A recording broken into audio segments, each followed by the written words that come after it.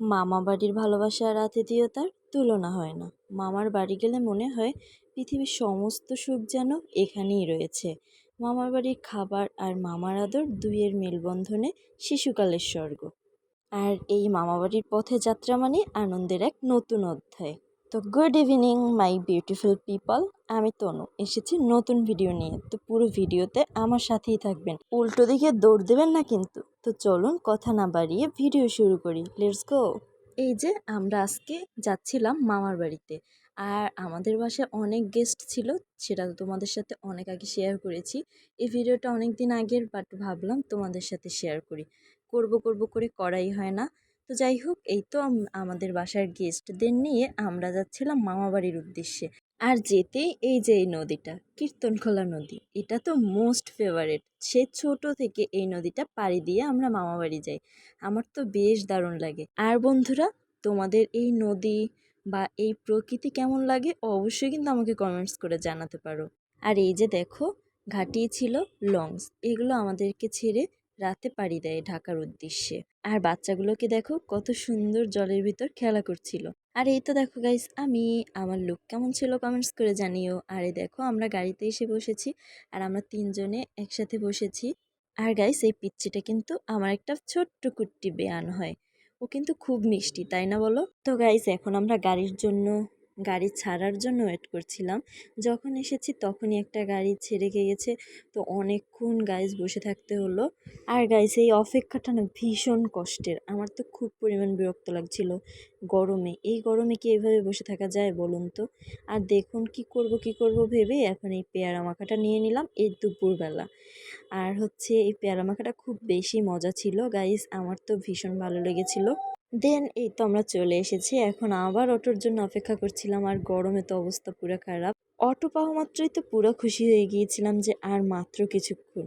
কিন্তু আসলে যে আমাদের ব্যাড লাগ, এটা তো ভাবতেই পারিনি। কিছুক্ষণ অটো যাওয়ার পর দেন পুরাটা রাস্তায় হেঁটে যেতে হয়েছিল, কারণ আমরা গিয়েছিলাম তখন অলমোস্ট বাজে দেখুন 3টা। তখন আমরা একদম বাড়িতে গিয়ে পৌঁছি। আসলে তখন মানে অটো পাওয়াটা খুবই কষ্টের। তো যাই হোক, গিয়ে হচ্ছে খাওয়া দাওয়া করে রেস্ট নেওয়ার পর এই তো বিকালবেলা একটু বের হলাম। দেন এই তো আমি একটু বের হলাম, আর উঠে দেখছিলাম ভাই আবার একটু ব্যায়াম করছে। তো যাই হোক, আমি একটু রাস্তার দিকে হেঁটে আসলাম বিকালবেলা, যেহেতু অনেকদিন পরে এসেছি। দেন এই তো রাত হয়ে গেল। আর কিছুদিন আগে ছিল শ্মশান দীপালি, যেহেতু মা আসতে পারিনি তাই মা আজকে এই যে মোম আর ধূপকাঠি দিয়ে দিচ্ছিল। আর আমিও মায়ের সাথে সাথে দাদুর স্মরণে হচ্ছে এই যে মোম আর ধূপকাঠি জ্বালিয়ে দিচ্ছিলাম। আর আমি আমার কোনো দাদুকেই পাইনি, মানে মায়ের বাবা বা বাবার বাবা কাউকেই পাইনি। তো তাদের আসলে ভালোবাসাটা কীরকম হয় আমার খুবই ইচ্ছে ছিল, মানে কি বলবো, কিন্তু আসলে সবার ভাগ্যে সব কিছু হয় না। তো আমি দাদু কিংবা ঠাকুমার ভালোবাসা কখনোই পাইনি, আমার শুধু দিদুনের ভালোবাসা পেয়েছি। তো যাই হোক, যতটুকু পেয়েছি ততটুকু নিয়ে আমি অনেক বেশি খুশি। তো তোমাদের উদ্দেশ্যে বলছি, তোমরা যেখানেই থাকো অনেক ভালো থাকো, আর আমাদের অনেক অনেক আশীর্বাদ করো।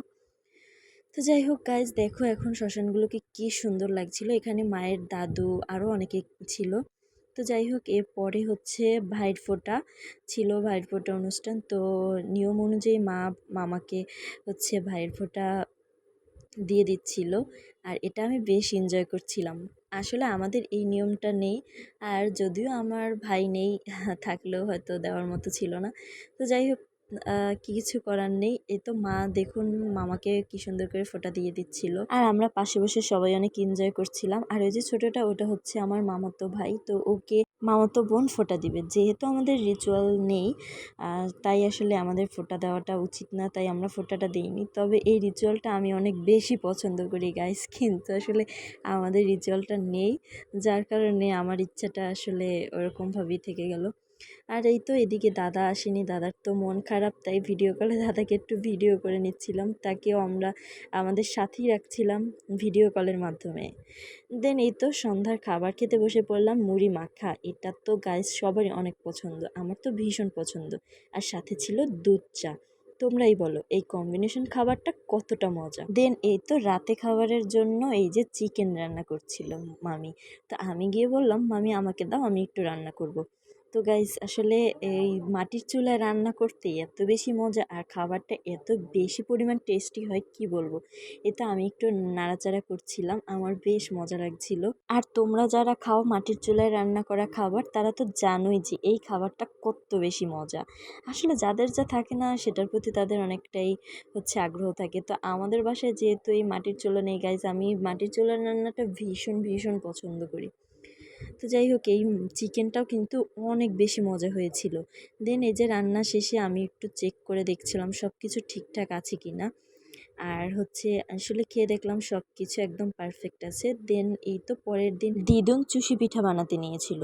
আর এই চুষি পিঠাকে কে কোন জেলায় কি নামে ডেকে থাকো অবশ্যই আমাকে কিন্তু জানিও।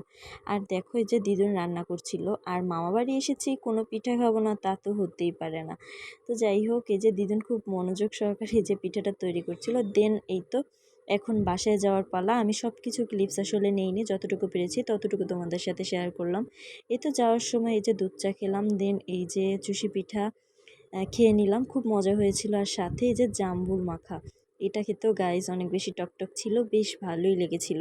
এটাও কিন্তু দিদুনের হাতের মাখা ছিল, বেশ মজা হয়েছিল গাইস। আর তোমরা এটা খেতে কে কে পছন্দ করো জানিও। একদিনের ট্রিপ শেষ করে এখন আমরা চলে যাচ্ছি বাসার উদ্দেশ্যে। এই তো দেখুন সেই কীর্তনখোলা নদী, আর রাতে এই দৃশ্যটা কত বেশি সুন্দর এই নদীটার সেটা তোমরা দেখে নাও, আর তোমরাই বলো কতটা বেশি সুন্দর। তো আজকে ভিডিওটা আমার এই পর্যন্তই। মনে রাখতে হলে সুন্দর সুন্দর ভিডিও দেখতে হলে বুড়ো আঙ্গুলটাকে কাজে লাগাতে হবে, মানে লাইক কমেন্ট শেয়ার আর ফলো বা সাবস্ক্রাইব করে পাশে থাকতে হবে। তো যাই হোক আজকের মতো টাটা, থ্যাংকস ফর ওয়াচিং।